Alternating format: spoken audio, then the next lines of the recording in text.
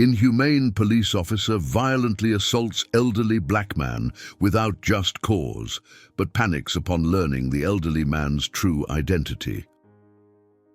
Charles was born in a small village where he worked on the farm from an early age to help support his family. Life in the countryside was tough, marked by long hours under the sun and the constant need for physical effort. When he grew up, he married Betty, with whom he built a simple home and started a family. The birth of their only child, Brian, gave the couple a new sense of purpose, and they dedicated all their efforts to ensure the boy would have a better education. Determined to change his son's future, Charles decided to leave the farm and try his luck in the big city, where he found work as a glazier. Meanwhile, Betty began working as a seamstress. Despite the challenges of adapting, the couple managed to provide Brian with a good education. Years later, Brian secured a stable job, allowing Charles and Betty to retire peacefully and with pride, rewarded with a comfortable home from their son. Charles woke up early, as he always did. He stretched slowly and got out of bed. In the kitchen, Betty was already up making coffee. Charles approached the table and, with a smile, said, "Good morning, Betty. Today looks like a good day for a walk. It's cloudy and cool." "Good morning, Charles," she replied as she placed a cup of coffee in front of him. "Yes, it really is.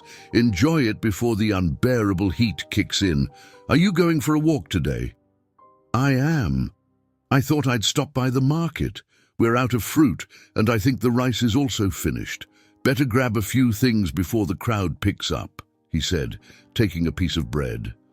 Betty nodded as she sat down at the table with her cup. "Good idea, but let me make a list first, so we don't forget anything. You always come back without half of what we need." Charles laughed and took a bite of the bread. "That's why you're the boss of the house, always thinking of everything." Betty rolled her eyes but smiled. "Boss, nothing. I just don't want you wasting money on things we don't need." She grabbed a small notepad she always kept in the kitchen, next to a mug filled with pens and pencils. Sitting back down at the table, she started writing the list, murmuring to herself, "Rice, bean, fruits too. I think we're out of sugar." Charles continued sipping his coffee, watching her write attentively. After a few minutes, Betty finished the list and placed it on the table next to him.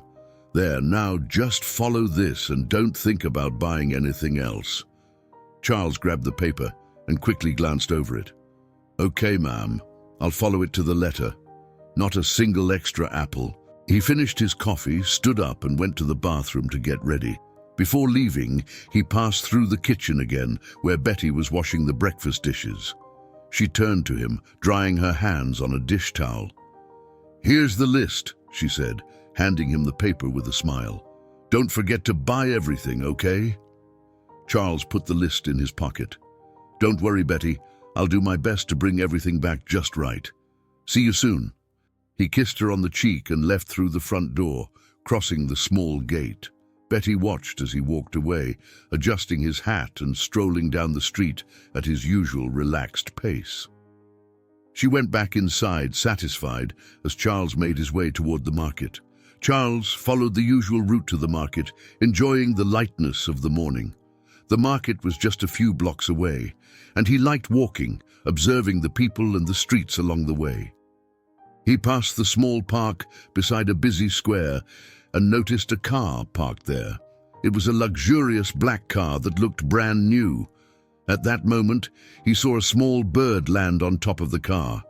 Charles chuckled softly and stopped to watch.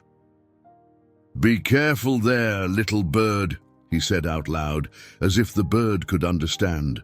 "If you scratch that car, the owner's gonna put you in the pot." The bird seemed to ignore him and started walking across the roof of the car, its tiny feet leaving imperceptible marks. Suddenly, the car's alarm went off with a loud, shrill sound. Charles took a step back, startled by the noise. The bird, frightened, flew off quickly, disappearing among the trees in the park. "What an awful noise," Charles muttered, looking at the car as people around began turning their heads to figure out what was going on. He raised his hand slightly to show he hadn't done anything and took a step back to continue on his way. However, a police officer appeared running from the other side of the street. It was Christopher, a tall man with a stern expression and firm steps. He quickly approached, eyeing Charles standing near the car. "Hey, you there!" Christopher shouted, pointing at Charles with a look of suspicion. "What are you doing near that car?" Charles turned slowly, his face showing surprise. "Nothing, sir. I was just passing by. The alarm went off because a bird landed on it." "Bird?" Christopher repeated, laughing sarcastically. He crossed his arms, eyeing Charles up and down. "That's a good one. So now the thieves are blaming the birds. You think I'm stupid?" Charles raised his hands, trying to stay as calm as possible. "I'm not thinking anything, sir. I'm telling the truth. I didn't touch the car. I just stopped to look when the alarm went off." Sure, there's always an excuse, isn't there?" Christopher shot back, taking a step forward, approaching aggressively. "You think you can fool me with that story? Look at how you're dressed. Bet you don't even know the price of that car." Charles stepped back, startled by the officer's tone. "Please, sir, I'm not lying. I just want to go to the market. I didn't do anything." "Market? Is that what you call spying on luxury cars, waiting for the right moment to steal?" Christopher retorted, his face now inches from Charles's.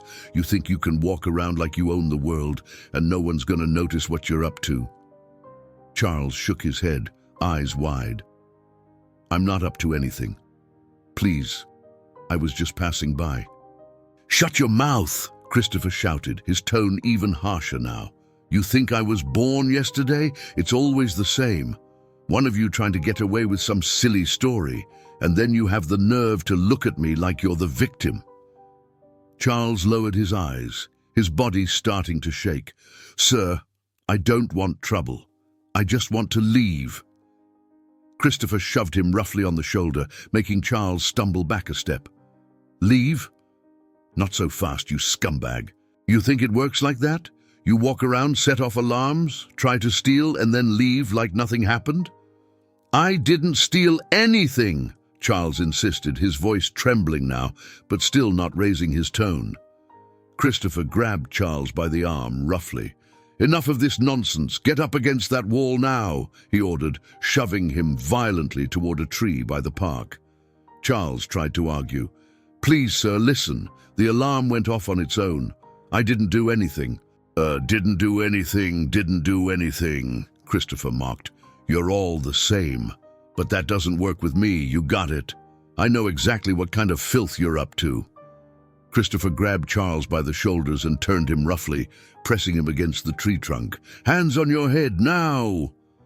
Charles obeyed, feeling his heart race. He tried to explain again, but before he could finish his sentence, Christopher interrupted him with a slap to the back of his head. "Shut up. I don't want to hear another word from you." The slap wasn't hard enough to seriously hurt him, but it was enough to humiliate him. Charles took a deep breath, trying to control his panic. "Please, sir, I have a family. I'm an honest man. I just want to go home."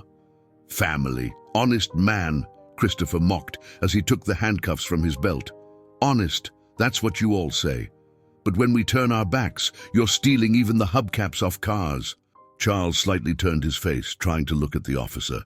"Please, sir, I'm a retired glazier. I was just going to buy food at the market. I have nothing to do with this." "Glazier? How funny. Must be why you're so interested in the glass of that car, huh? Figuring out the best way to break it," Christopher yelled, as he twisted Charles's arms behind his back with force. Charles groaned in pain as his wrists were squeezed by the cuffs. "You're hurting me, please." "Oh, I am? Great. Maybe this will teach you not to get into trouble," Christopher said, tightening the cuffs even more. He pulled Charles by the arm, pushing him away from the tree. Charles stumbled, but managed to stay on his feet as Christopher held him. "Move it, delinquent. Let's see if you've got another bird story for us down at the station." The sound of the alarm was still echoing in the distance, a reminder of what had set off this nightmare. "Come on, move!" Christopher shouted, shoving Charles once more. Charles tried to stay firm, but his legs trembled with every step.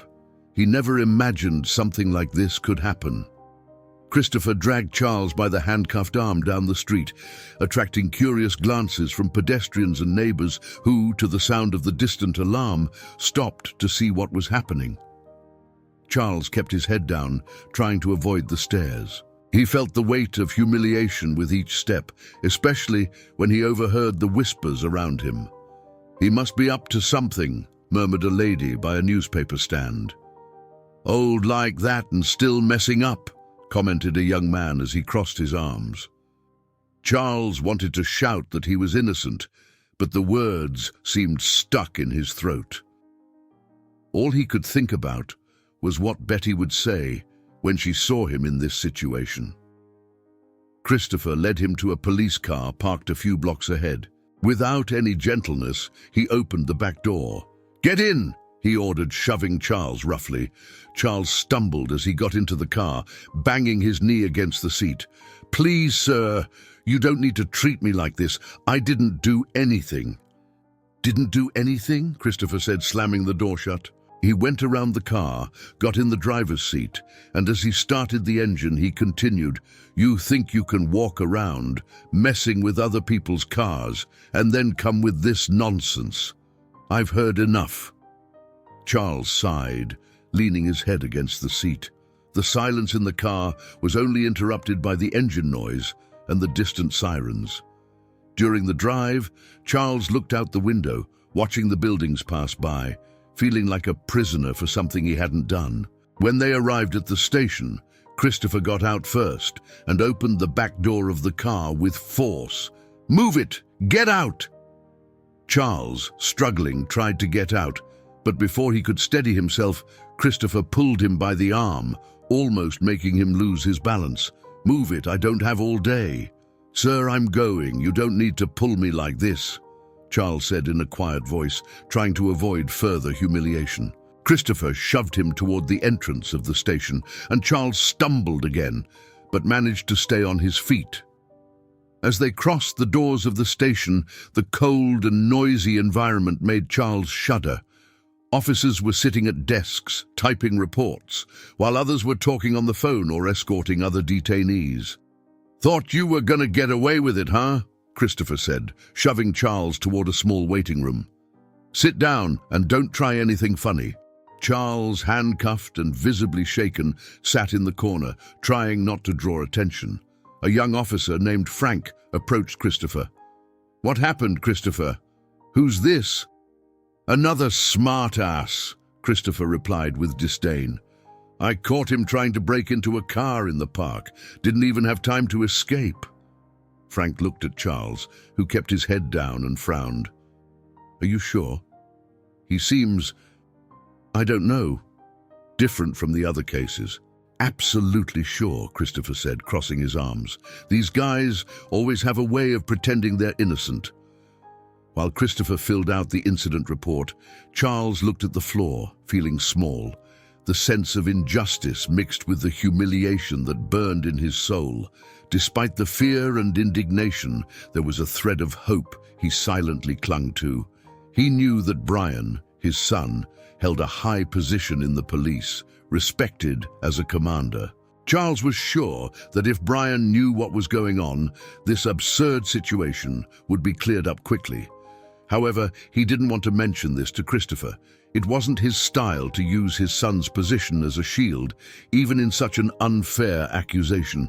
The values Charles had taught Brian were based on integrity and respect, and he didn't want to tarnish that because of an authoritative, prejudiced cop. Still, in his heart, Charles thought, Brian would never allow something like this to happen. When he finds out, all of this will end. He sighed, trying to stay calm, as he heard Christopher sitting at the desk, murmuring sarcastic comments with other officers. "Another self-righteous guy who thinks we're gonna buy his sob story," Christopher said to Frank, who seemed uncomfortable with the tone. "These guys are always the same. They walk around with that poor me look, but they're just waiting for a chance to mess up." Frank threw a brief glance at Charles and then turned to Christopher. "Don't you think we should check more thoroughly?" He has no history, and the situation seems strange.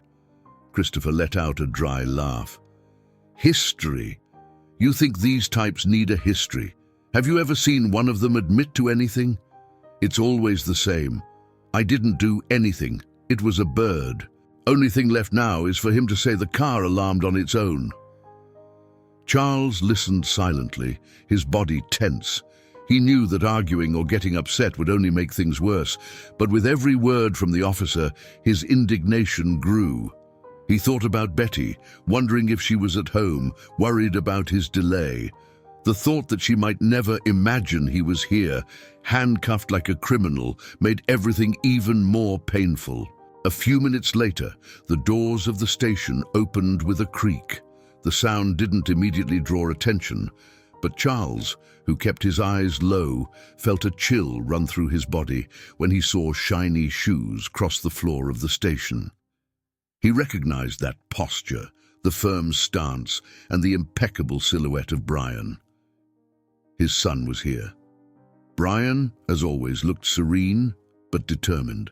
Dressed in a sharp suit and carrying an expression of authority, he looked around, briefly greeting the officers he knew. It was evident that he commanded respect, not only because of his position, but also because of the way he conducted himself. He walked with firm steps until his eyes met the hunched figure in the corner of the room. Charles lifted his gaze at the same time, and their eyes met. For a moment, Brian was paralyzed, unable to believe what he was seeing. This was his father, handcuffed and sitting like a criminal. Shock crossed his face, but was quickly replaced with a controlled, cold expression.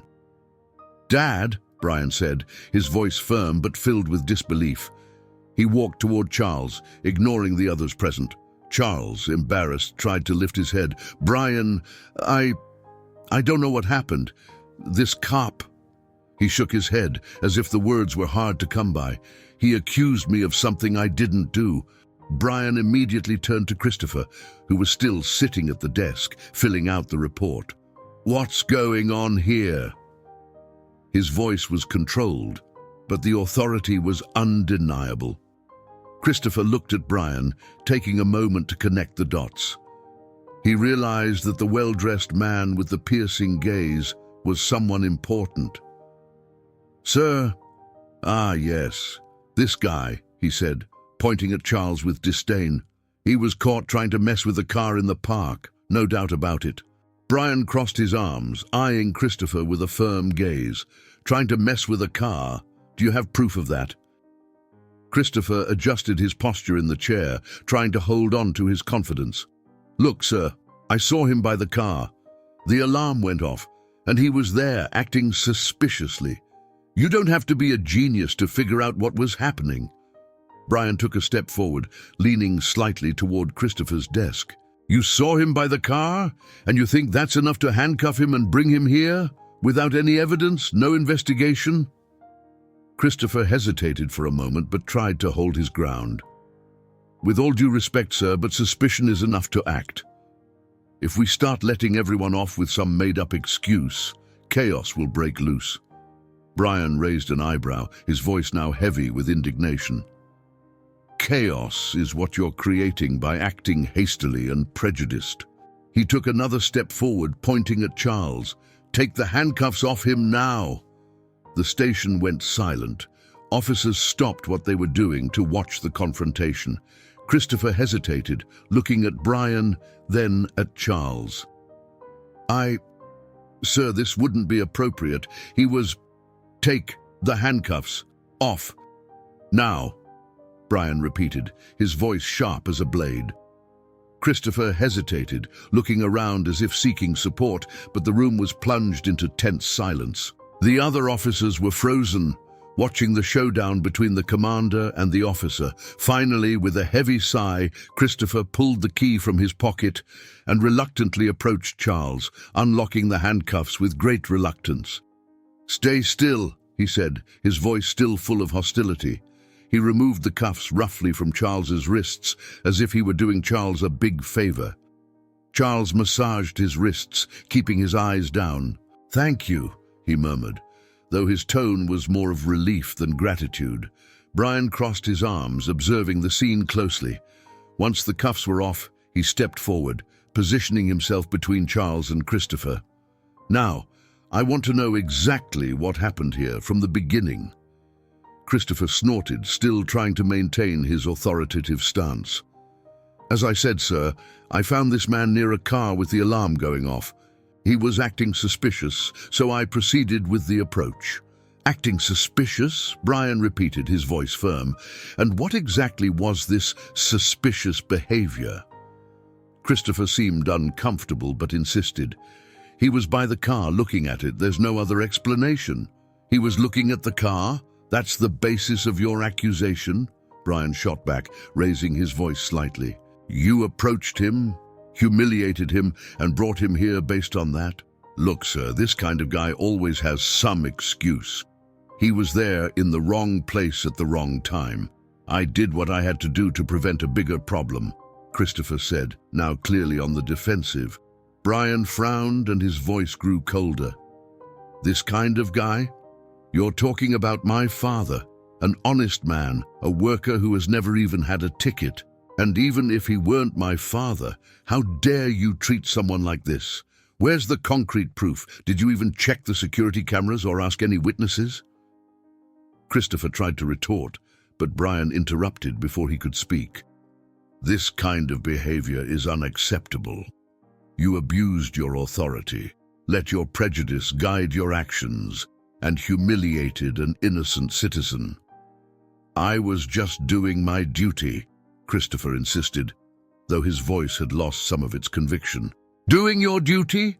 Brian asked, pointing at Charles. "Your duty is to protect and serve, not attack, humiliate, or judge based on assumptions." He pointed to a nearby officer. "Take Officer Christopher to the administrative department to turn in his weapon and badge." Two officers stepped forward, and Christopher followed them reluctantly, casting one last resentful look at Charles and Brian. When he left, Brian turned to his father, his expression softening. "Dad, are you okay?" he asked, placing a hand on Charles's shoulder. Charles sighed deeply, his voice tired but relieved. "I am, son. I am now." He looked around the station, where the eyes were still fixed on him. "I just want to go home." Brian nodded. "You're going home. I'll take you myself. But first, I'm going to make sure this mess gets cleared up." An older officer, who had been silently observing, stepped toward Brian. "Commander, I'd like to apologize on behalf of the team for this situation. This should never have happened." "Apologies aren't enough," Brian replied seriously. "We need to make sure situations like this don't happen again. We'll start with a conduct and civil rights training for the entire team." He looked at Charles and spoke calmly. "But for now, my father comes first." Brian led Charles out of the station, leaving the officers behind, still reflecting on what they had just witnessed. In the car, as they drove home, Charles finally spoke. "You did the right thing, Brian. I never wanted to use your name for anything, but today you showed that your position is a tool to help those who need it." Brian looked at his father in the rearview mirror, his voice full of pride. "It's you who taught me that, Dad, that justice should be for everyone without exception."